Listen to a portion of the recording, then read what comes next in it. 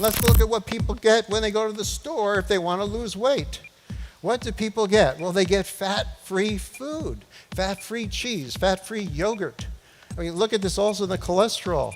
You get egg beaters which brag about being low fat, no cholesterol. I can't believe people eat this crap. Believe how we've been so brainwashed. Thank you.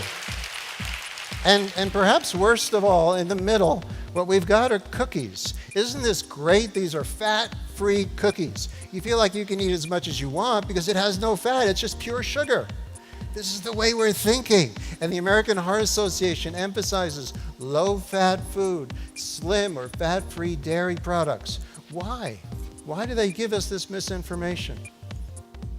Well, the reason why they give us this misinformation is this man, Ancel Keys, who had no background whatsoever, he basically dominated research on nutrition in the 1950s, 60s, and 70s. This is what he said: Americans eat too much fat. Most of it is saturated fat. We should talk about animal fat. So you've got to cut back on the fat. It's so important. I gave you a bit of history here because when he is seeing this, the research is so clear that it's carbohydrates that make people fat. So this is completely wrong. He made this up and he stated it as fact and it became dogma.